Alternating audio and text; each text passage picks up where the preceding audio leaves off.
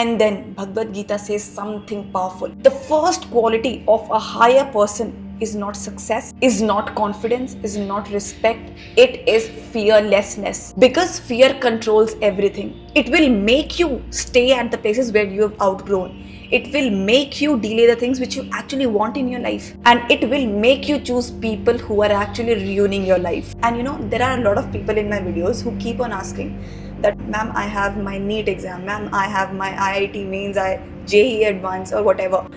Ma'am, what will happen if I will fail in this exam? There are a lot of doubts coming in my mind. How do I get over this? Sometimes I feel that Arjun's story from Mahabharata is actually representing all of us.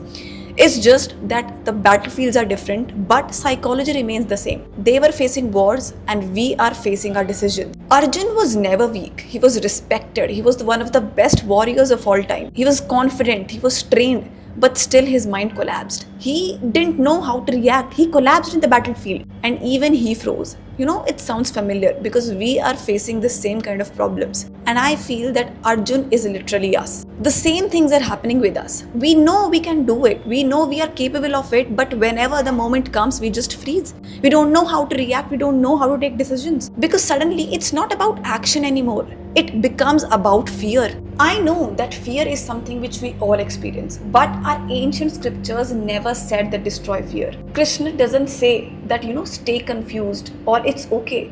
He literally questions him that from where does this weakness comes? Because not every emotion needs to be followed. Some emotions actually block your life. And then he gives one of the most powerful teachings. He says, act without attachment of results. Because modern anxiety is coming out from outcome obsession. What if I fail? What if this goes wrong? What if people judge me? And Krishna is actually telling how to live life. He says that your job is not about the results. Your job is about the efforts. And there are a lot of people in my videos who keep on asking that, ma'am, what if I fail in this exam? Ma'am, I have my NEET exam. Ma'am, I have my IIT mains, JEE advanced or whatever.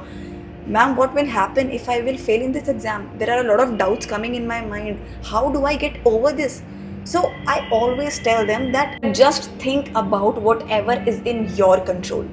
In your control, there are only efforts. Do 1000% of you. Put all the efforts into the examination. Rest, leave everything aside. Because the outcome is not in your control. The only control you have is of your efforts. And that is the freedom. When you detach from the outcome, when you actually get away from the outcome obsession, you are actually free. That's where true freedom lies. Because now you are just putting all your efforts into the present thing, into your examination, into the present thing. You are not obsessed about the outcome, and automatically when you detach from the outcome and you put all your effort into the present moment, you're actually free. Now tell me honestly, are you tired that you are doing too much or you're giving too much efforts? Or are you tired because your mind keeps on running? You're constantly overthinking, you're constantly overanalyzing, you're actually imagining your worst case scenarios. What if I fail? What if this does not come out as I expected? What will actually happen? And then Bhagavad Gita says something powerful. The first quality of a higher person is not success, is not confidence, is not respect.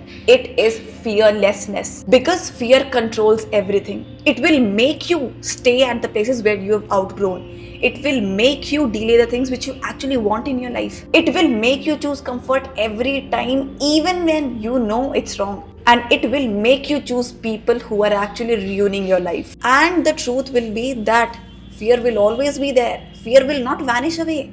It is you who becomes stronger than fear. Now there's another story which I love and actually relate it with my personal life or in our everyday life. So there was a boy named Nachiketa, and it is from Katha Upanishad. And he literally stands in front of death. And basically he has few options. Now instead of asking comfort, money or an easy life, he chose truth. And when I compare that to us today, then we are actually choosing comfort. We distract ourselves so easily, and when something gets uncomfortable, we try to escape it. Be it phones, be it reels, and we are constantly scrolling and comparing ourselves. But he chose truth even when it was uncomfortable. And that's where he became fearless. Because deep down, he understood that anything temporary can't give or will never give permanent stability. The Atharvaved talks about fear in a very different way. It says that, fear is not only inside us, it is externally outside us also. But how? Look around today's world. Comparison, pressure, expectation, it's everywhere around you. And that is why it is actually affecting you, because you don't want to get out.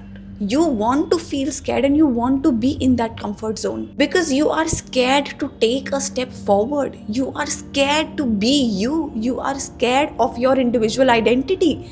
Because see, everything in this world needs courage. Everything in this world needs at least a step. Once you take a step for yourself, only then things actually move forward. So the next time when you feel stuck, remember this, that you don't need to control everything. You don't need to be 100% sure. You just need to stop letting fear decide your life. Because see, maybe failure will happen, maybe it won't. But if you keep choosing fear, then maybe you are losing something very big in your life. And here I end my video, because the next video will be about how to overcome fear and what is the only antidote of fear.